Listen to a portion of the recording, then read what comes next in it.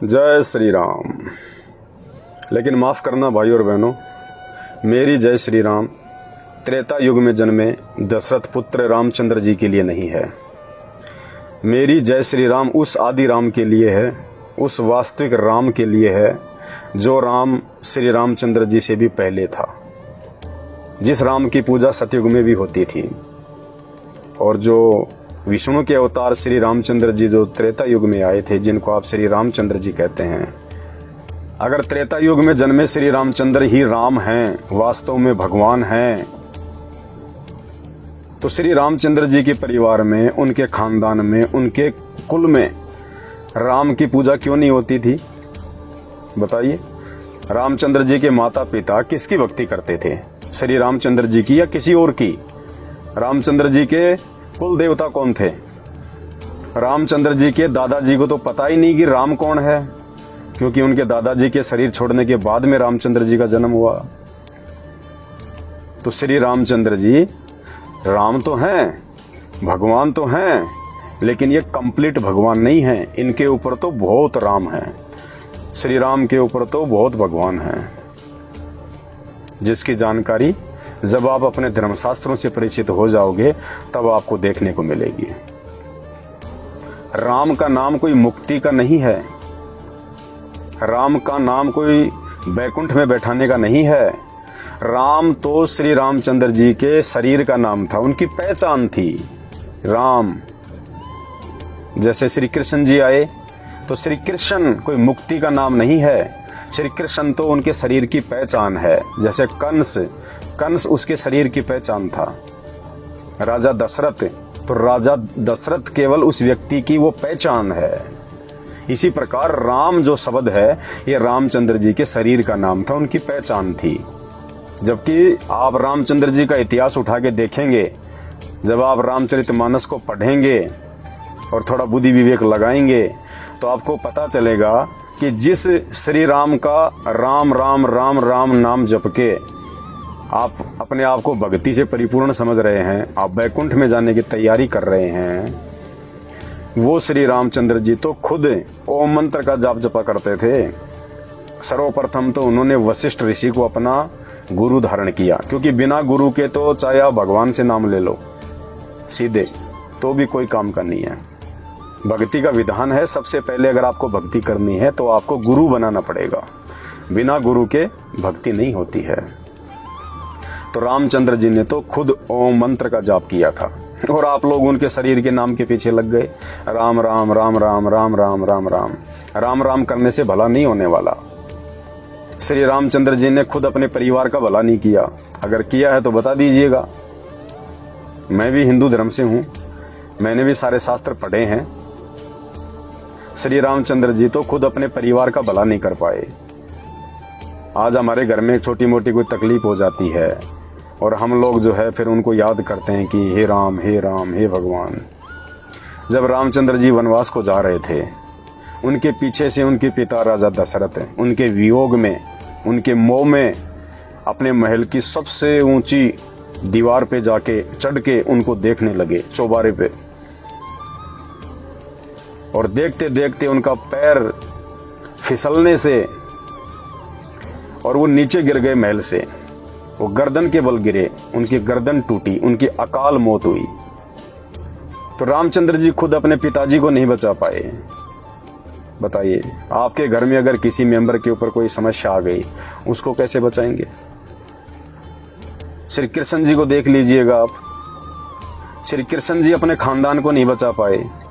श्री कृष्ण जी की आंखों के सामने दुर्वासा ऋषि के श्राप के कारण उनके पुत्र, उनके बेटे, उनके पड़पोत्र, उनके पुत्र वधुएं, उनके रिश्तेदार, यहाँ तक कि 56 करोड़ यादव, उनके वंशज, सब उनकी आंखों के सामने मरे, लड़ झगड़ के मरे, यमुना के किनारे कट कट के मरे, लहू लुहान होके मरे। श्री कृष्ण जी उनको नहीं बचा पाए। महाभारत के युद्ध के समय जब श्री कृष्ण जी का सगा भांजा अभिमन्यु जब वो चक्रव्यूह में फंस गया और वापस नहीं निकल पाया और उसकी मृत्यु हो गई, सुभद्रा जो श्री कृष्ण जी की बहन थी, अर्जुन जो श्री कृष्ण जी का जीजा था, दोनों अपने पुत्र के प्राणों की रक्षा के लिए रो रहे थे श्री कृष्ण से कि तुम तो केशव हो, तुम तो भगवान हो, तुम तो सृष्टि की उत्पत्ति करता हो। श्री कृष्ण जी अपने सगे भांजे अभिमन्यु को जीवित नहीं कर पाए। तो भाई हमारे 2 रुपए की मोगरा अगरबत्ती लगा देने से भगवान कहाँ प्रसन्न होगा? थोड़ा विचार करो इन बातों पे। मेरी आपसे कोई दुश्मनी नहीं है, ना मैं आपको जानता पहचानता, लेकिन ये बातें क्यों बता रहा हूं? क्योंकि ये सत्य हैं, ये हमारे शास्त्रों में लिखी हुई हैं। और जब तक हम अपने शास्त्रों से परिचित नहीं होंगे और शास्त्रों को खाली मार्केट से 200, 250, 500 रुपए में खरीद के लाके पढ़ने से भला नहीं होगा, आप जिंदगी में नहीं समझ पाओगे। इन शास्त्रों को ये नकली धर्मगुरु संत महंत शंकराचार्य ये वर्षों से पढ़ रहे हैं, लेकिन इन शास्त्रों में लिखी गई बातों को केवल तत्वदर्शी संत ही समझ सकता है और दूसरों को समझा सकता है। तो आज इस पूरी पृथ्वी पे, इस धरती पे एकमात्र वो तत्वदर्शी संत जिसने सभी शास्त्रों को पढ़ा, सभी शास्त्रों का निष्कर्ष निकाला और फिर टीवी चैनलों के माध्यम से पुस्तकें छाप छाप के, सत्संग कर करके आज पूरी दुनिया को बता रहे हैं, वे परम पूज्य तत्वदर्शी संत सतगुरु रामपाल जी हैं। आप YouTube पे सर्च करें सृष्टि रचना संत रामपाल जी महाराज। इस वीडियो के ऊपर मैं एक लिंक भेज रहा हूं जिसमें 2.5 से 3 घंटे का वीडियो है सृष्टि रचना का, शास्त्र प्रमाणित है। सभी शास्त्रों से निष्कर्ष निकाल के आप लोगों को प्रमाण दिखा दिखा के वो वीडियो जो है वो बना हुआ है। वो अबाई नहीं है, मनमुखी नहीं है। धरती पे पूर्ण संत इस समय प्रकट है जो आपको सही आध्यात्मिकता की जानकारी दे सकता है। आपको जो ये मानव तन प्राप्त हुआ ना परमात्मा की मेहर से, ये भक्ति के लिए प्राप्त हुआ है। अगर इस मानव जन्म से भक्ति नहीं करी और जन्म लेके खाया पिया मौज मस्ती की, बच्चे पैदा किए, एक दिन मर गए, ये काम तो जानवर भी करता है। तो हम में और जानवरों में फिर क्या अंतर रह गया? अगर यूं ही मरना है तो एक दिन। ये मानव तन प्राप्त करने का मकसद कुछ और है। मानव तन दुर्लभ है, ये मिले न बारंबार, तरवर से पत्ता टूट गिरे वापस नहीं लगता डार। ये 84 लाख योनियों के बाद एक बार मिलता है और केवल भक्ति के लिए। क्यों? क्योंकि इस मनुष्य शरीर से ही हम भगवान को पहचान सकते हैं, हम भक्ति कर सकते हैं। गधा भक्ति नहीं कर सकता। कुत्ते को पहचान नहीं है कि कौन राम है, कौन कृष्ण है, कौन संत रामपाल जी हैं। ये बुद्धि परमेश्वर ने मानव शरीर देके हमें दी है सिर्फ भक्ति करवाने के लिए। और यदि आपने इस मानव शरीर का फायदा नहीं उठाया और यदि आप ऐसे ही नकली संतों के पीछे लगे रहे आंख बंद करके, जिनको ना कोई शास्त्रों की जानकारी है, जिनको ना कोई धर्म और कर्म की जानकारी है। आज लाखों संत हैं हिंदुस्तान में, सब अपनी अपनी मनमुखी साधना बता रहे हैं। किसी भी संत महंत या गुरु का ज्ञान हमारे धर्मशास्त्रों से मेल नहीं खाता। अरे भगवान एक है, हम सब जानते हैं, तो उसकी प्राप्ति का मार्ग भी एक ही है। फिर ये लाखों धर्मगुरु क्यों, लाखों रास्ते क्यों? सिर्फ हमारी अज्ञानता के कारण। तो जब तक हम लोग अपने धर्मशास्त्रों की जानकारी के अभाव में बिल्ली के आगे कबूतर की तरह चुपचाप आंख बंद करके बैठे रहेंगे, ये लोग इसी प्रकार से हमारा मजाक उड़ाते रहेंगे और हमारे मानव जीवन को ये बर्बाद करवाते रहेंगे। और जिस प्रकार से हमारे पूर्वज भूत बने फिर रहे हैं, देखो जिसका बाप मर जाता है, जिसका दादा मर जाता है, बड़े शौक से उसकी फोटो बनवाएंगे और फोटो के नीचे लिखेंगे हमारे स्वर्गवासी दादाजी, हमारे स्वर्गवासी माता जी। जबकि किसी की भी दादी, किसी का भी दादा, किसी का भी बाप जो है वो स्वर्ग में नहीं जाता, और जाता भी है तो थोड़े समय के लिए, बाकी तो 90% उनको नरक ही भोगना पड़ता है। और उसके बाद में भूत की योनि में, प्रेत की योनि में, पितृ की योनि में। अरे अगर दादा या हमारे बाप अगर स्वर्ग में चले गए, फिर उनके श्राद्ध क्यों निकाल रहे हो भाई? अरे वहां भी भूख है क्या? स्वर्ग में भी भूखमरी फैल रही है क्या?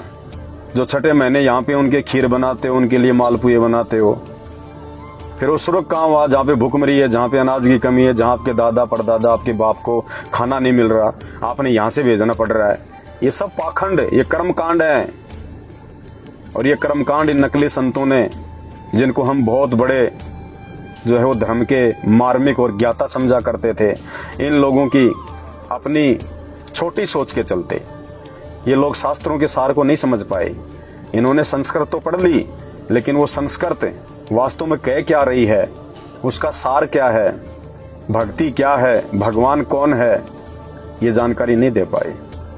ये खुद भी मरने के बाद में भूत बनते हैं, ये प्रेत बनते हैं, 84 लाख योनियों में जाते हैं, और इनके पीछे लगे हुए इनके भगत ये कहाँ जाएंगे, ये आप खुद विचार कर लेना।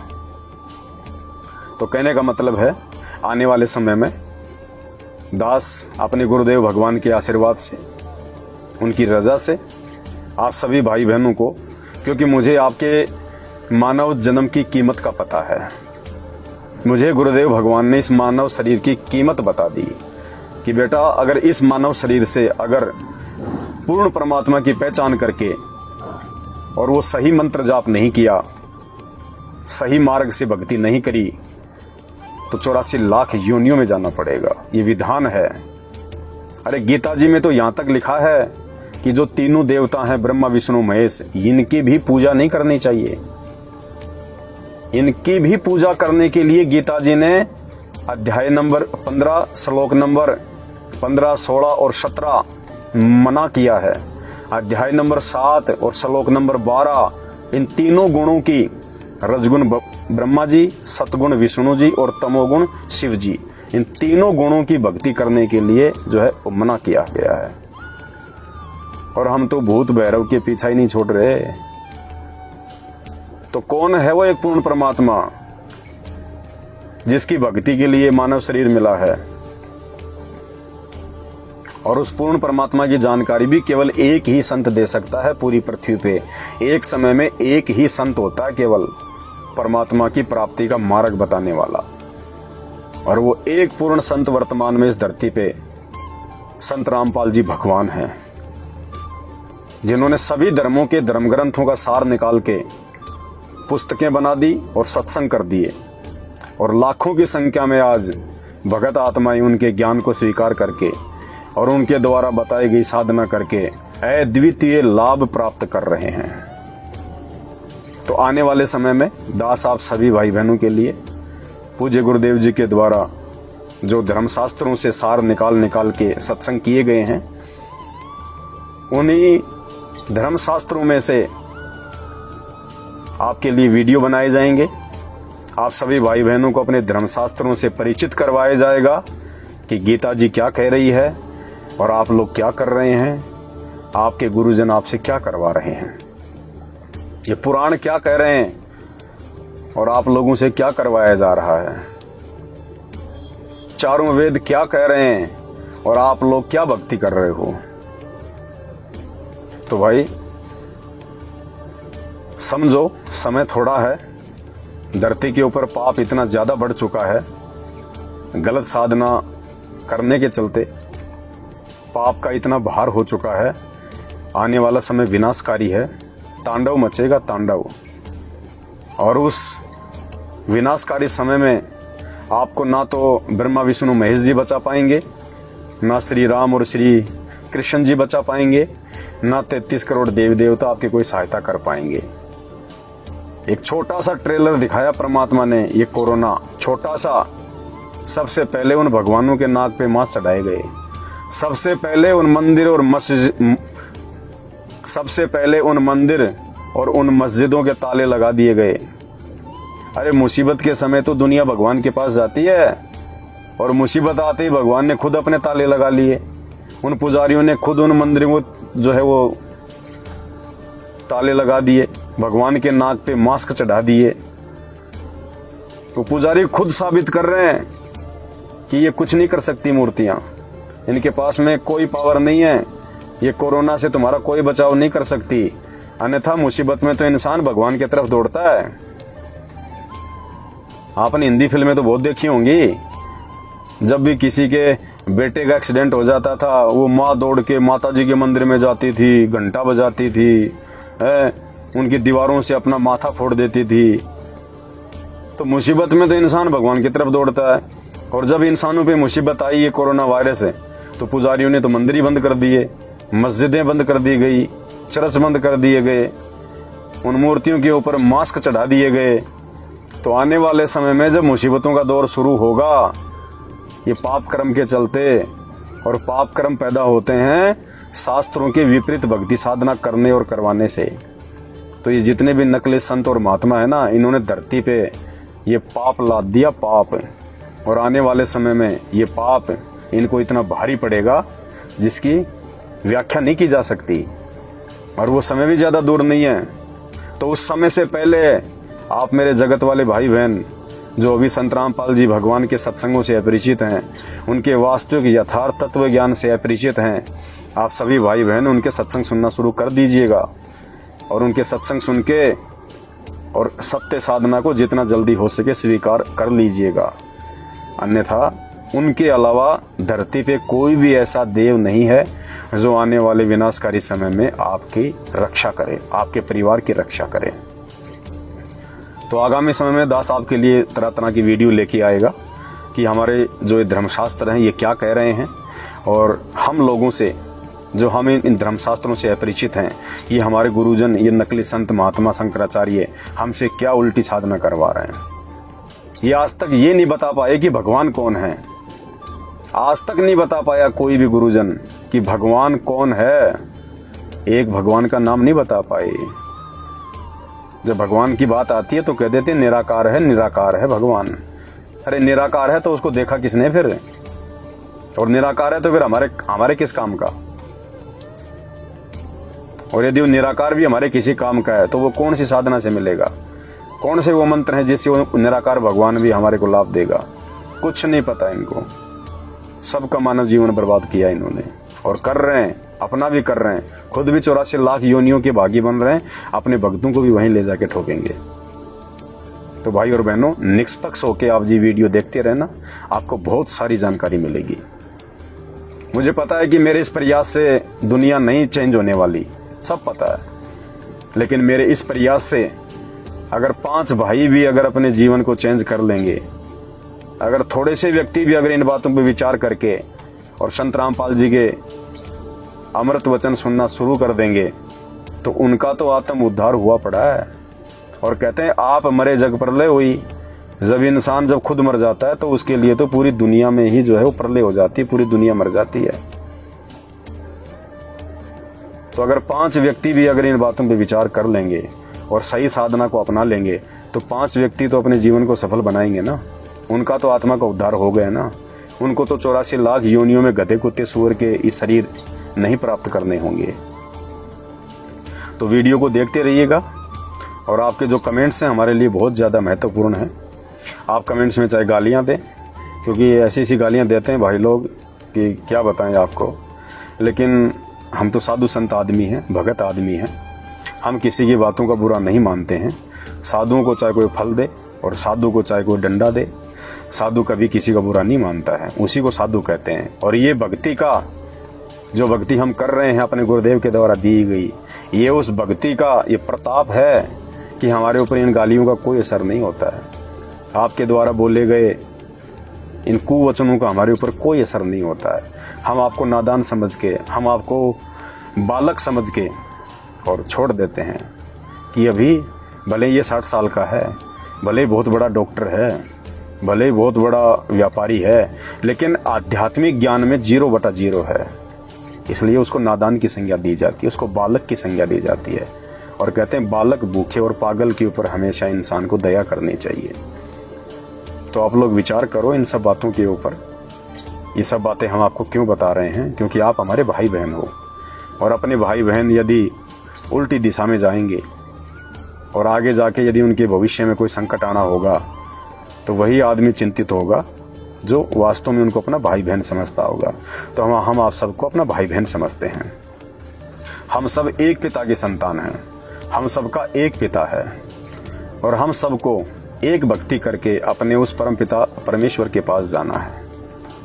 हम सब भूल चुके हैं अपने बाप को, अपने परमात्मा को, अपने भगवान को, और नकली भगवानों के पीछे लग गए हम।